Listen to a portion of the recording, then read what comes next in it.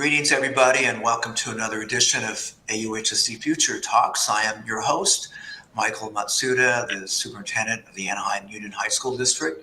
And as our 8,000 podcast listeners know, that this show is dedicated to the future of education, and there are a lot of big issues on the horizon for K-12 public school teachers, students, parents, families, and the entire country, actually.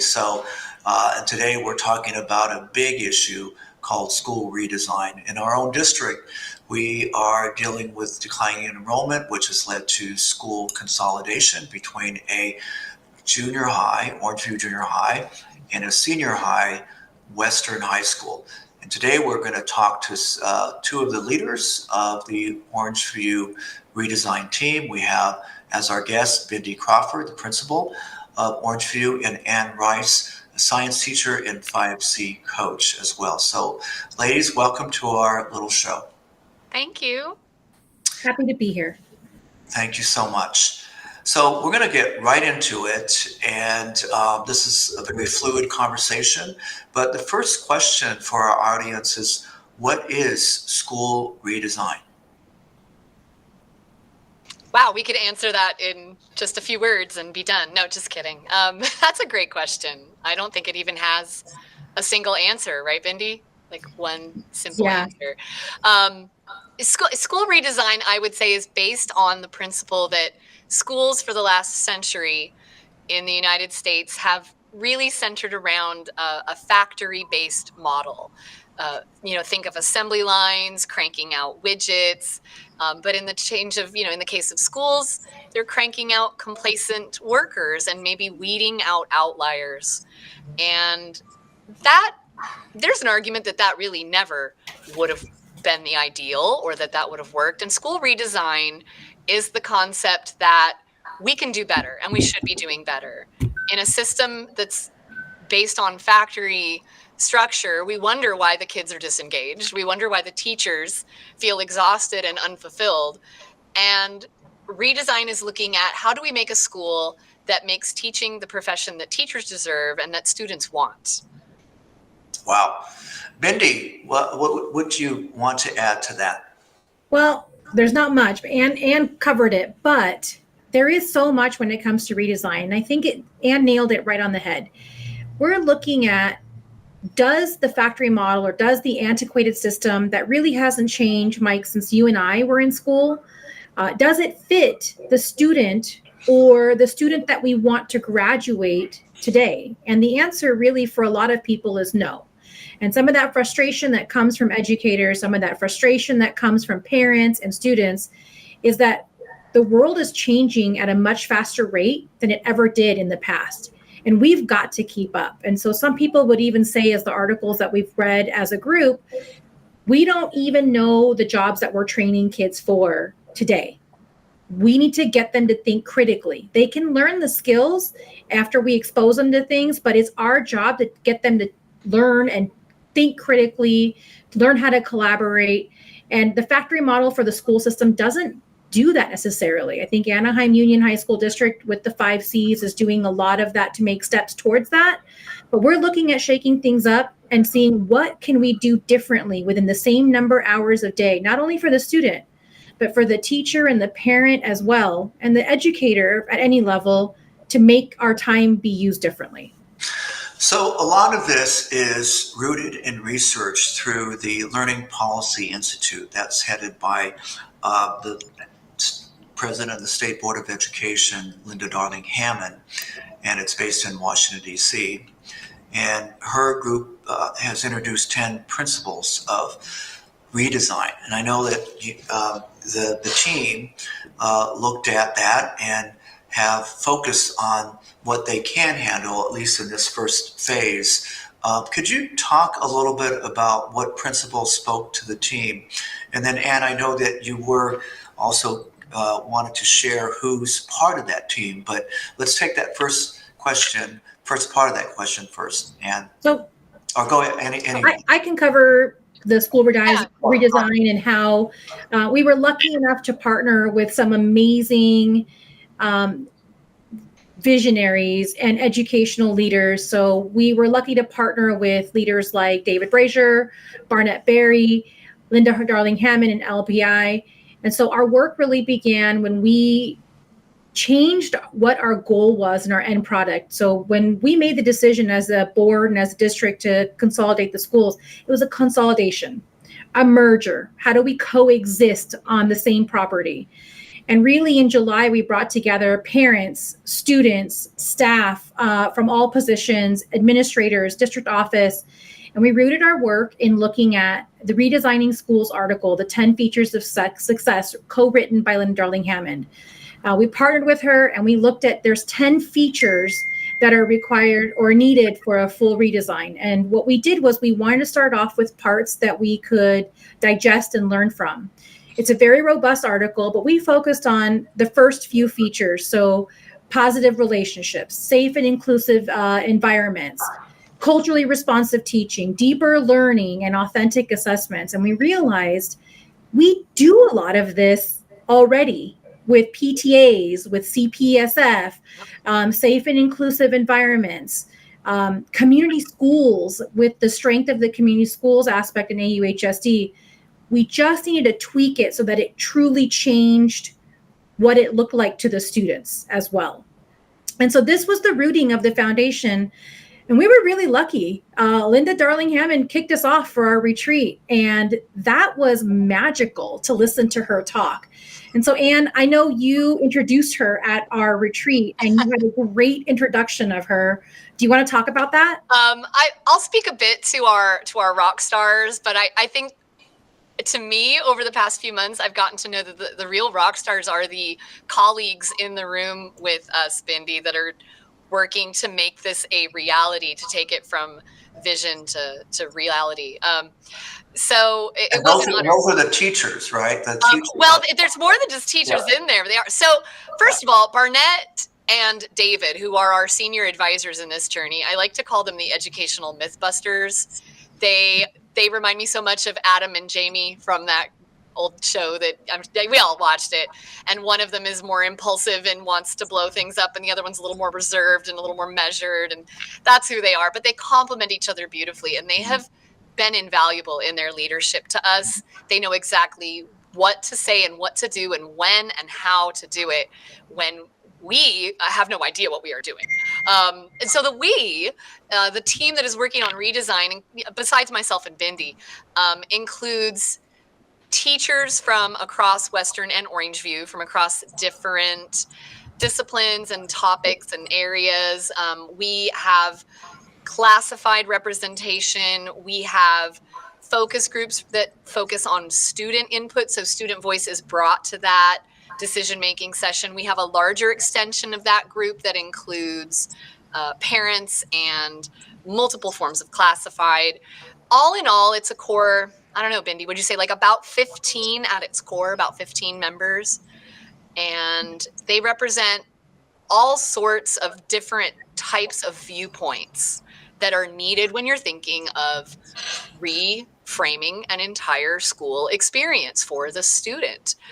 I would also say that when we look at the principles from LPI, like Bindi nailed it. She said, oh, we're already doing these things. And we are. There was one in there about authentic assessment, and it's all about the importance of reflection and building a cumulative portfolio of achievements and growth over time. And I looked at that and thought, well, we've started the Capstone Initiative, and we've been working on that for a couple of years now. I'm like, well, this is perfect. There's so many places where school redesign promotes these different types of things that we're already putting in place before we even knew that we would ever need to tap into the redesign pathway. And so I like that we're already kind of moving in that direction even before we knew we needed to. But it truly is an affirmation and allowing more intentionality in what you're doing and sort of the why, right? Why this is important, because obviously we're still trying to build a critical mass of teachers in terms of enough that really see where we're trying to go with this. I know one of the main components that teachers and the leadership team talked about is this whole concept of engagement. student engagement, and you did go up to a school, a high school in Northern Cal that's really focused on that piece, Hillsdale School, high school up there. And many teachers came back really excited, talking about Kid Talk and advisement. Those two were, it seems to be a big takeaway. I know there were others, but that was something kind of front and center. Could you share with the audience what Kid Talk and what your perception, or maybe changed perception, of advisement is about? Bindi, do you want to start on that one? Because I have a lot to say about it. I could easily monopolize this question. Okay. Why don't you take one of the ones that you feel comfortable talking about, and then I can take the other one. Sure. Tell me about Kid Talk, Bindi. All right. So Kid Talk was something that we were, to say the least, enamored with.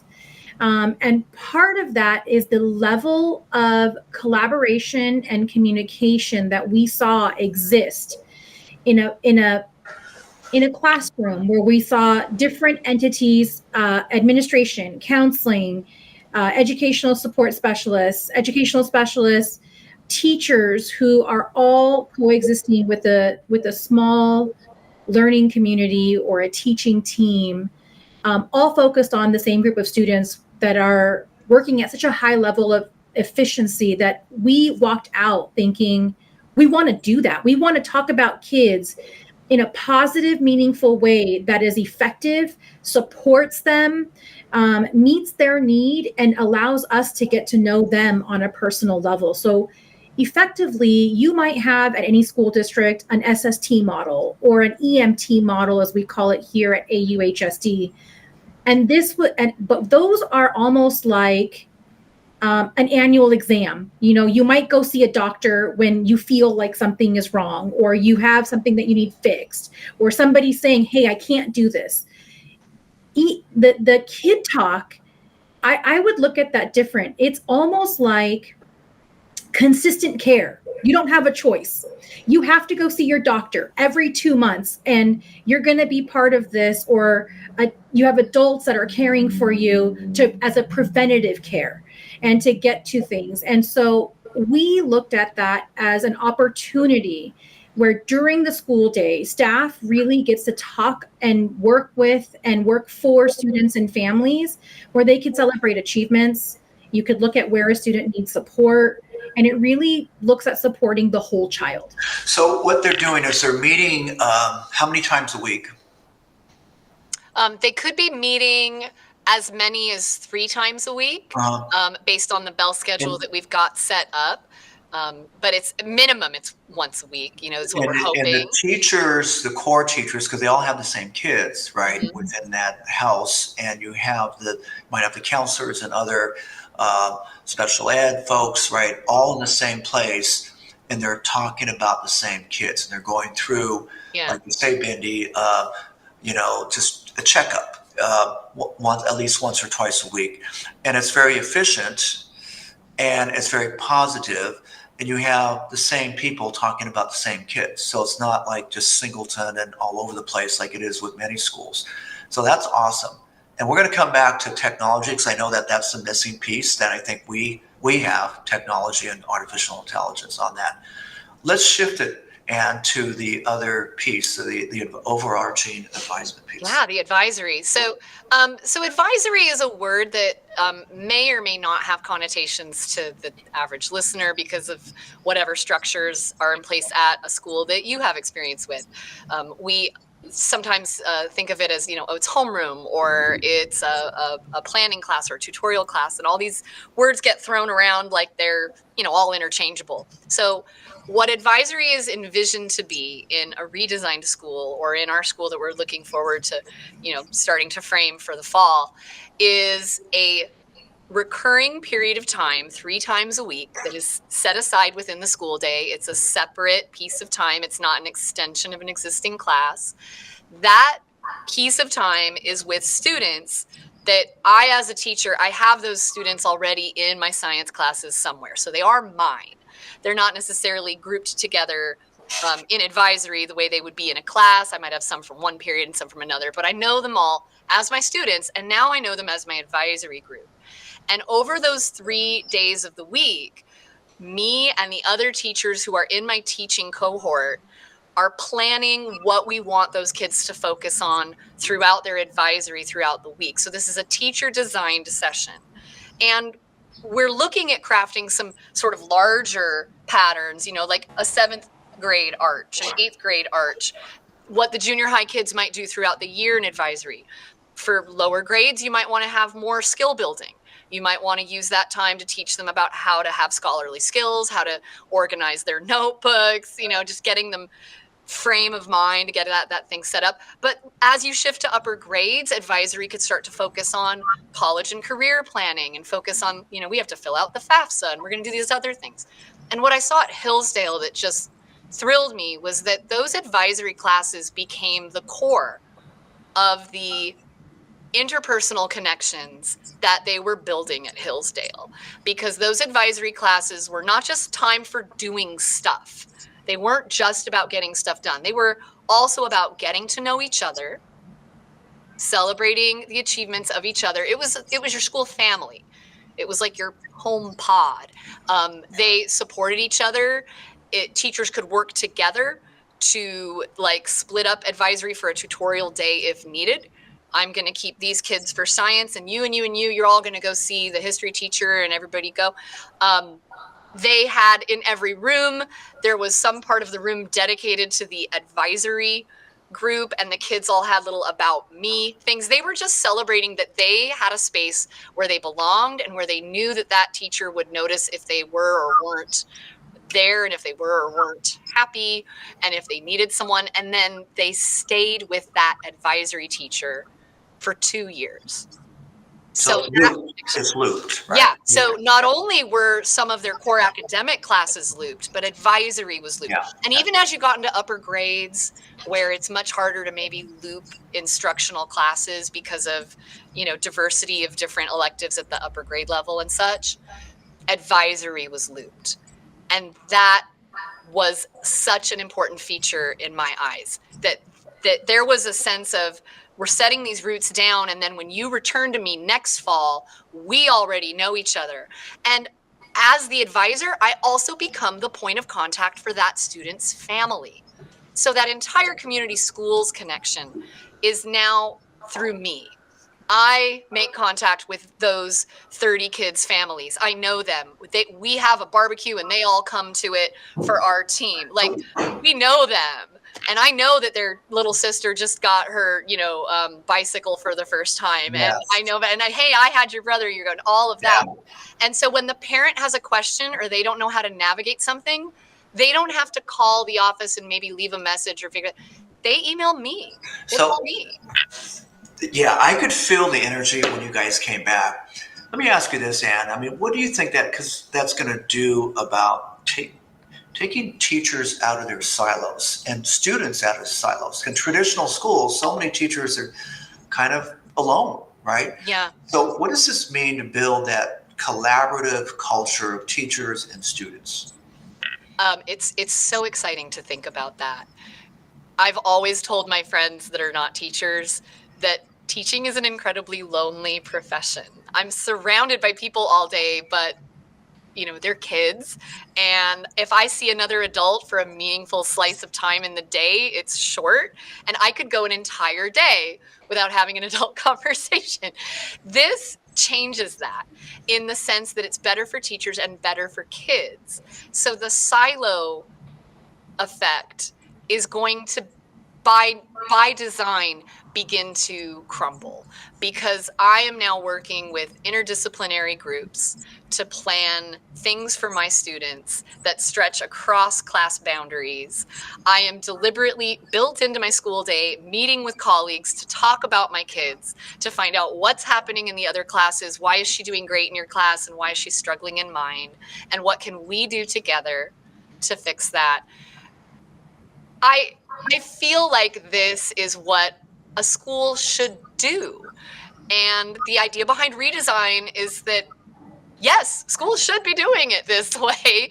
Let's make it happen. So this has been one of the most engaging opportunities to try to fix something in a system that I've ever seen in my really, really very exciting. One of the things that I heard from the visit to Hillsdale is that they did not really operate out of an integrated learning platform like we have through eKadence. Either one of you, Bindi, what do you see the improvement that we can make on Kid Talk and advisement and the whole ball of wax here because of our teachers' use of a very sophisticated platform, plus now that we have an AI tutor as well. So I'm going to piggyback off of what Ann talked about, because I think one of the most exciting things about this is that we might work on a small property, respectively, with 2,000 people on it, or a couple hundred, depending on the size of the school. But it's very easy to go from your car to your classroom, pack your lunch, and go back, should you choose to do that. And what happens then is you really don't know. And if you do take the time to learn what's happening in other schools, or you're looking at eKadence, or you're looking at other teachers' classrooms online, which you have access to do right now, because we do use eKadence pretty robustly for our performance tasks, for grading, things like that. It doesn't, we're not still in a place where we can use technology in our classroom and still work together. And so with some of the AI components of eKadence, some of the new pieces of it, not only are we taking the physical walls down, but we're using technology to make school more efficient. And with the use of eKadence and with the opportunities that exist with additional PLC time, with time to work in your small learning team or your teaching team, you're now going to be able to take the walls down by sharing your eKadence classroom and doing some really powerful cross-curricular work, so that a student doesn't feel like, I have to be in Mrs. Rice's class in order to hit science. All of a sudden, we're going to blur the lines of when things are going to do, and do some really amazing have some opportunities to have cross-curricular projects, planning, to make things meaningful, not only to how we're doing it with our community, but also across the platform for why this is important for learning. And eKadence does that for us.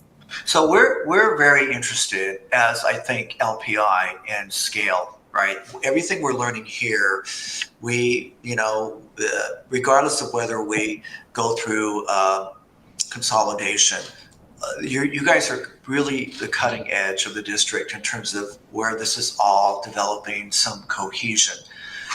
Districts are struggling with things like attendance, grades, all that stuff. Kids are just losing sort of involvement with schools. So what do you see, Anne? How do you think this is going to impact students' lives? And do you visualize real results in terms of what we call lagging indicators, traditional indicators of attendance and grades and those sort of things?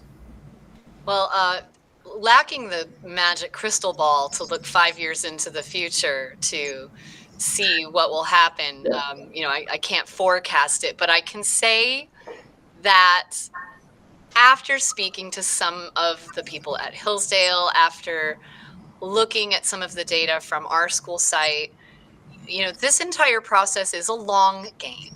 So in the short term, I see benefits being made where teachers and students right away, I am hoping, will feel the benefit of stronger connection to each other, connection between students and staff, staff to staff, students to students, and suddenly feel like it matters that I'm here and I'm glad that I'm here.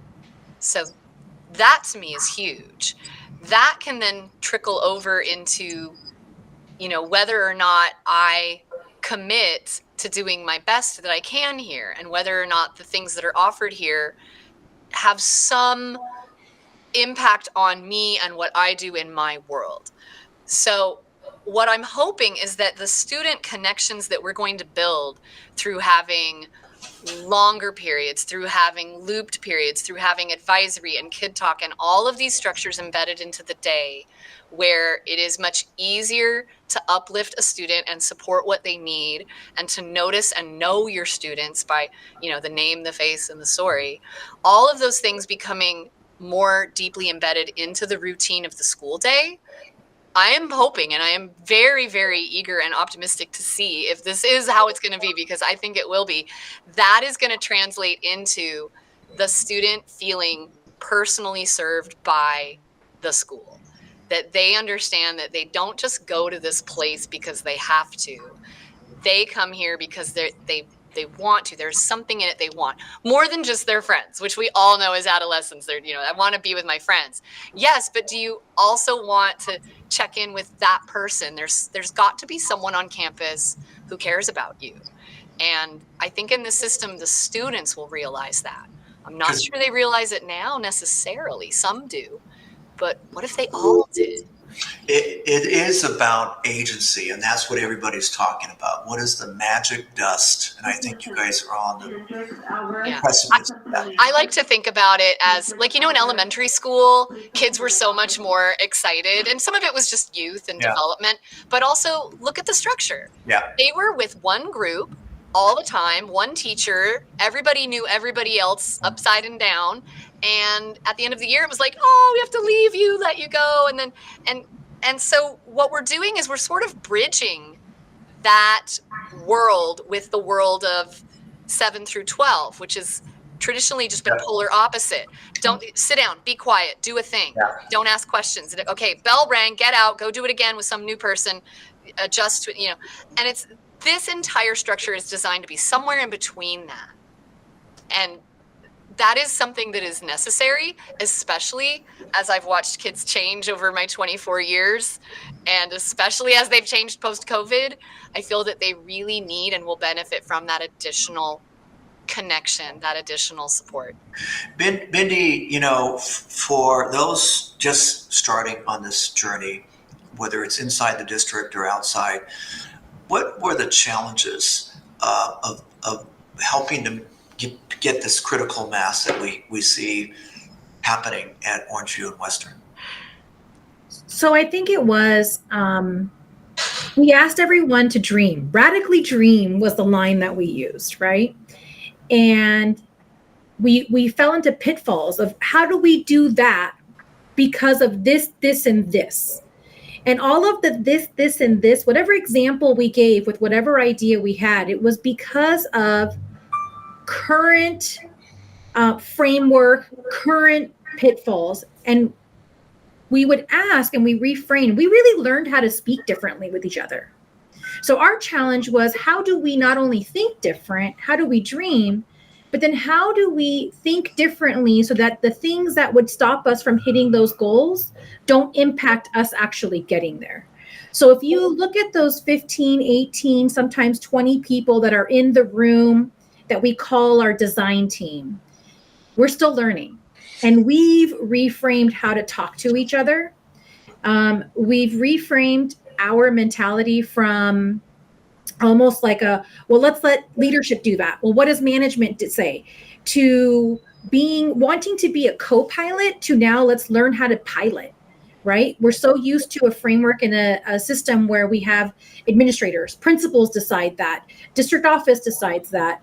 And now all of a sudden we're flipping it to, okay, well, let's create that and then ask for feedback from district office. And we've been lucky to get that support and that partnership from not only district office, but from our partners and our Mythbusters and everyone else who are guiding us through that. So that's a different shift in how we currently see, I'm a teacher, I'm a classified person, I'm a student who has to follow the system and follow the rules, to we're all driving together, but we're all driving the same way.